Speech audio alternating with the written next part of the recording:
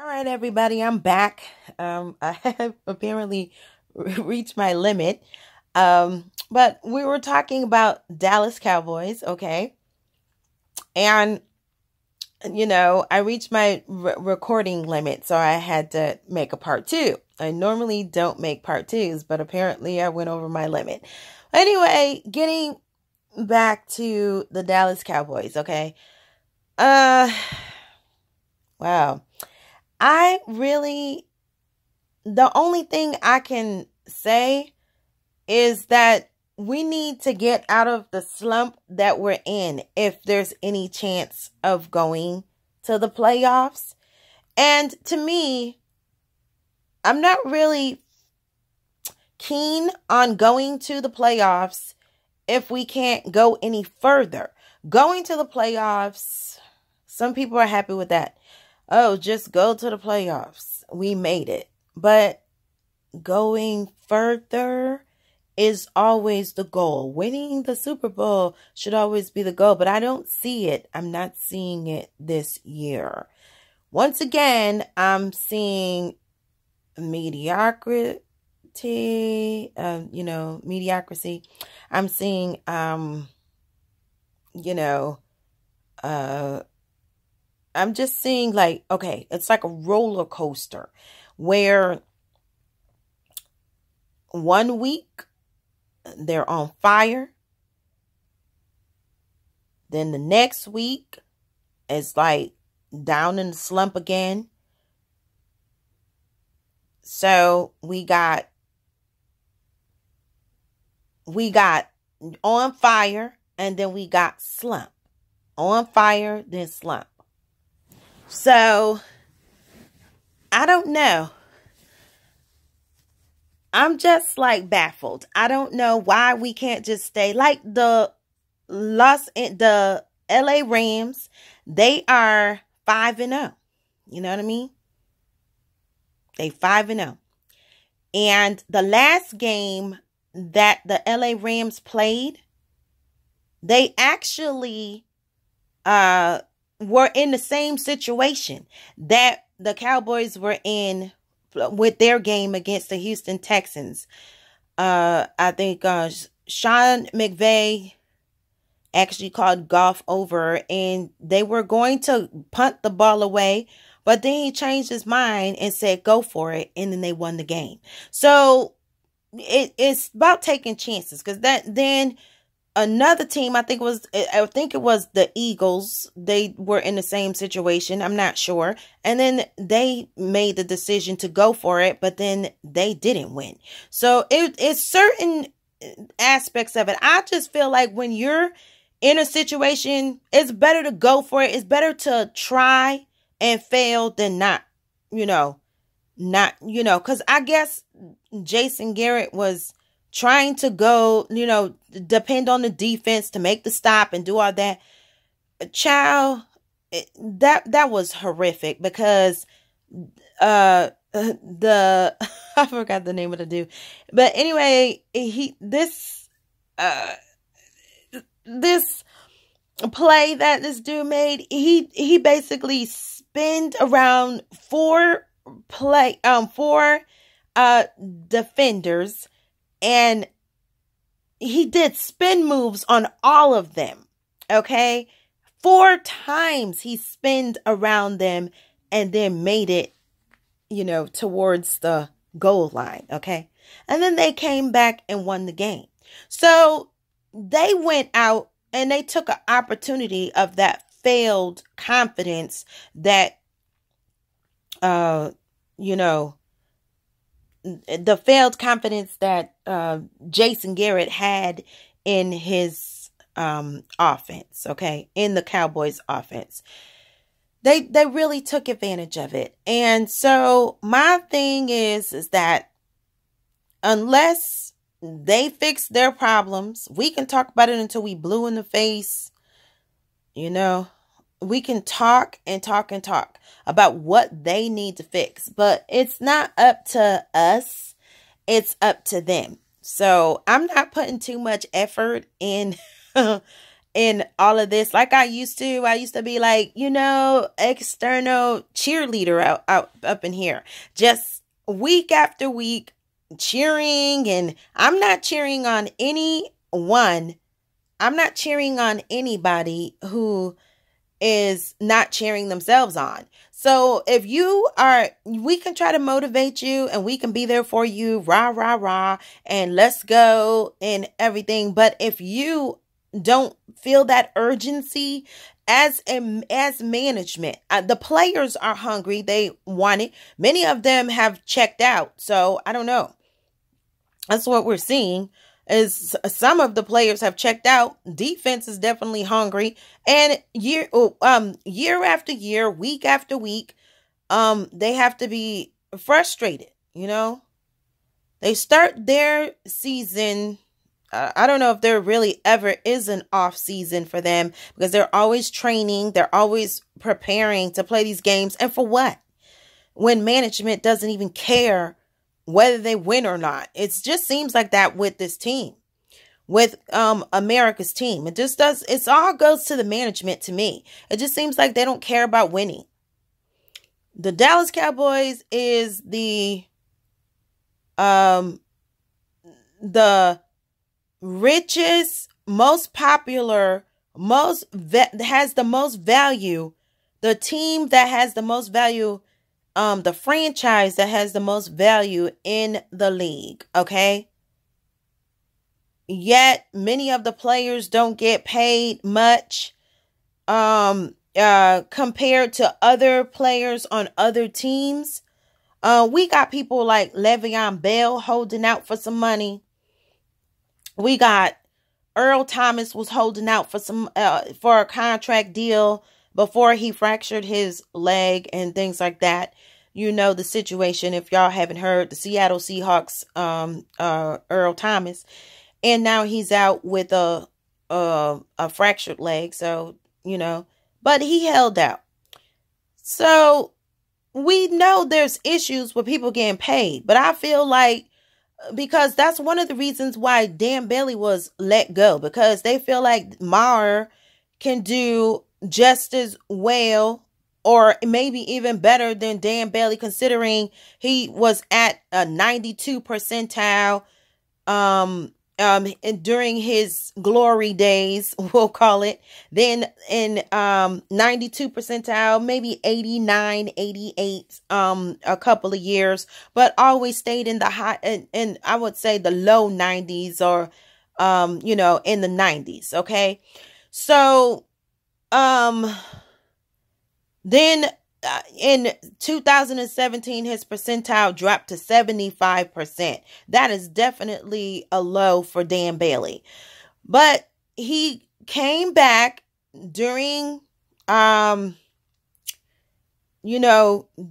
off-season training, before the, they were, during training, during their training season, he came back and he was ready to play. He thought he was going to play during the preseason, and they cut him.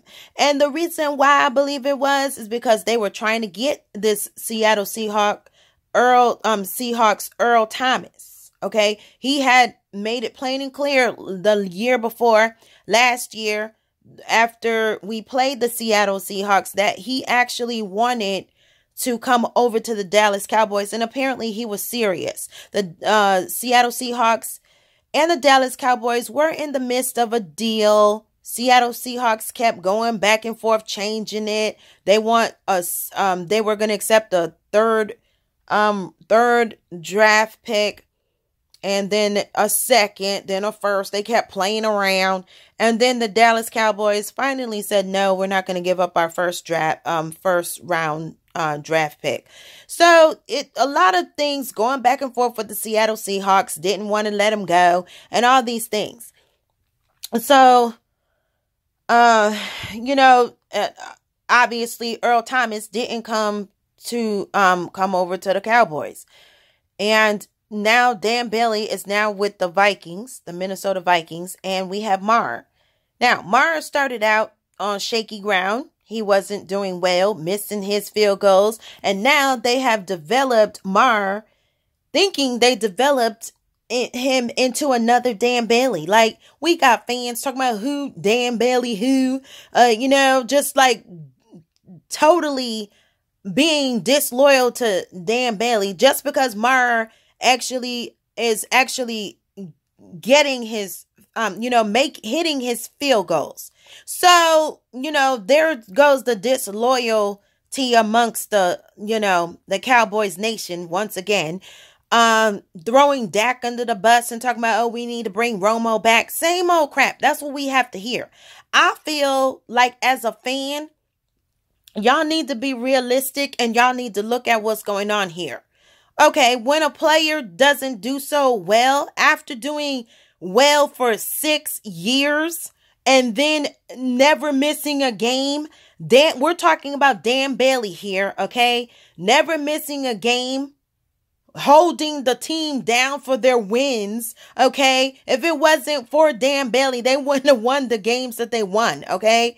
So now you want to be like, oh, Dan Bailey who? Just because Mar is supposedly hitting his field goals. Well, first of all, he can't hit field goals as long as Dan Bailey still to this day, unless they're going to try to develop him. And that's the point I was trying to make earlier, is that the Dallas Cowboys, my camera is fuzzing out. Hold on.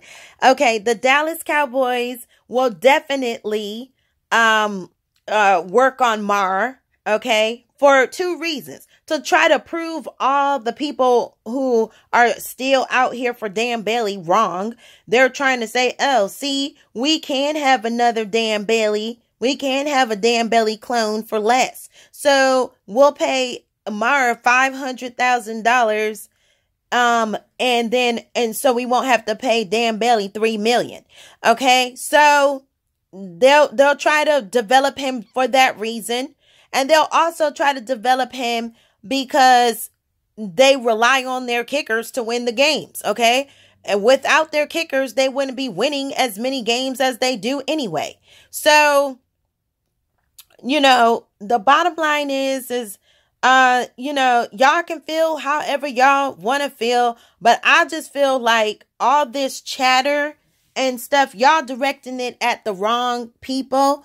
Y'all really are directing it at the wrong people, because you seem to only be supportive when someone is doing well. And I know I got that win mentality too, but kicking someone when they're down, that's not real true loyalty. And y'all, the Cowboys nation seems to do that a lot. And I know we have high expectations for our team, but I just say that y'all need to really stop and think about what loyalty really means. Okay. Cause we talk about loyalty a lot when it comes to fans. We got Cowboys on here talking about, oh, we're the most loyal fans in the world and all that. They'll tell you whatever you want to hear, because that's not even true. I see there are a lot of loyal Cowboys fans, don't get me wrong, but I'm talking about the disloyal ones who are out here dissing Dak. Cause I remember y'all the same people that y'all dissed Tony Romo. His collarbone was broken and you booed him. Okay. Remember that? That was in 2015, I believe it was, when we went 4-12 and we had to bring in Wheaton and all these people. And, and we were 4-12. Okay. And, Romo had gotten hurt that year and Cowboys Nation booed him. Okay, so now you're talking about bring Romo back, okay?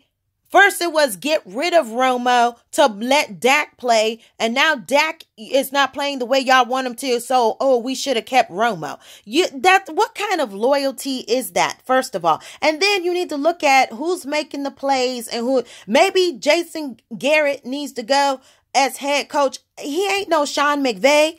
He ain't no Mike Tomlin, of the Steelers. He ain't no Sean Payton, he New Orleans Saints coach, he's not any of those people that those type of people Bill Belichick, okay? Well, how can we forget Bill Belichick of the New England Patriots? No nonsense, no nonsense coaches.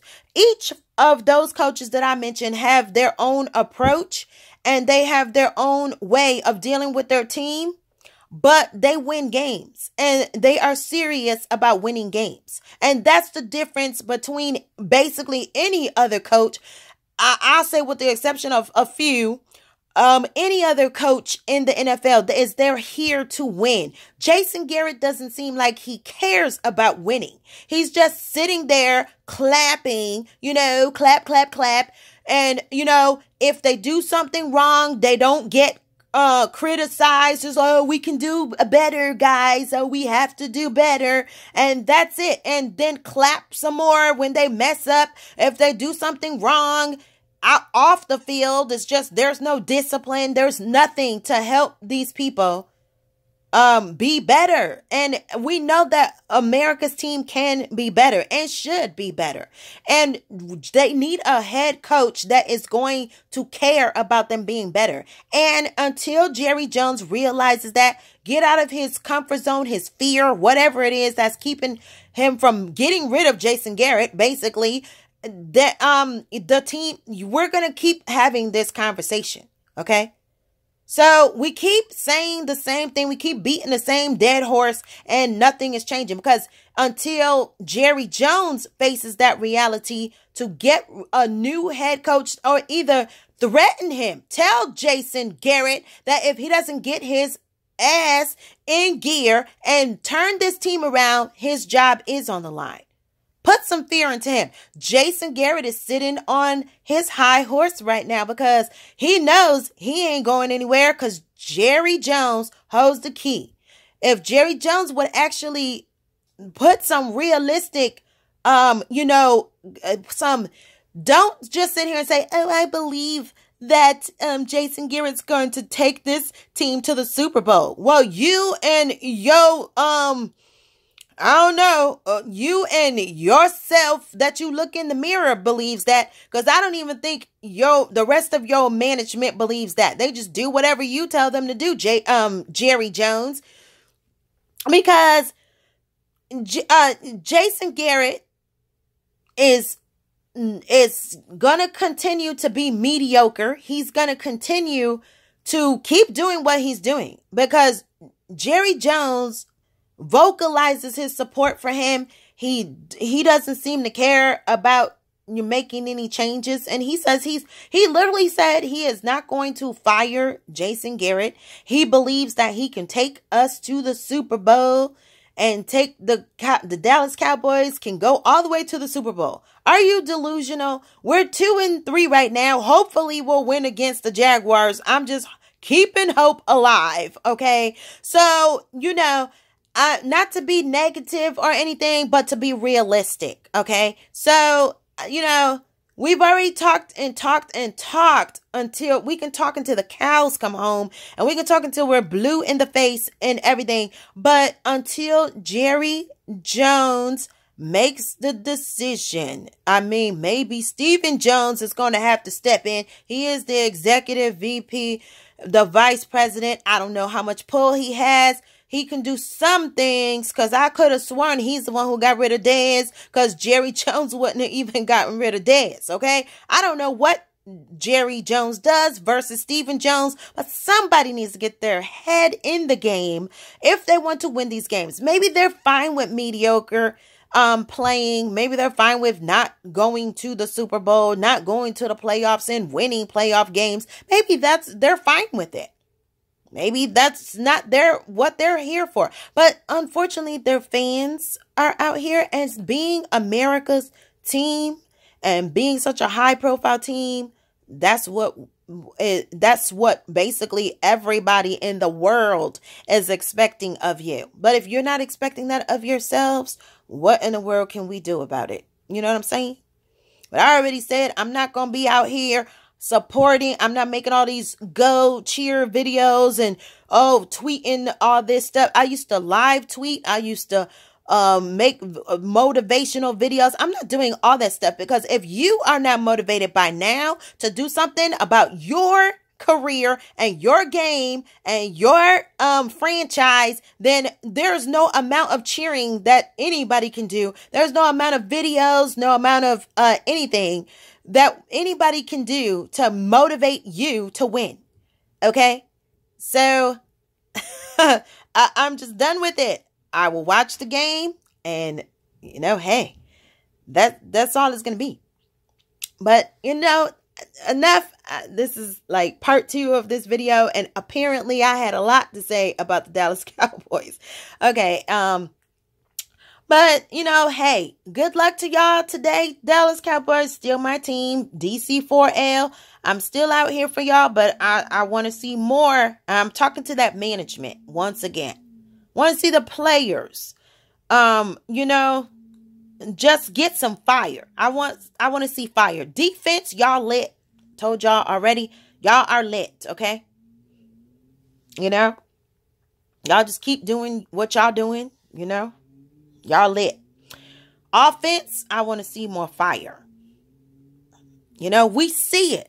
So we see it and then it goes down. It's like a roller coaster, you know? Just up and down.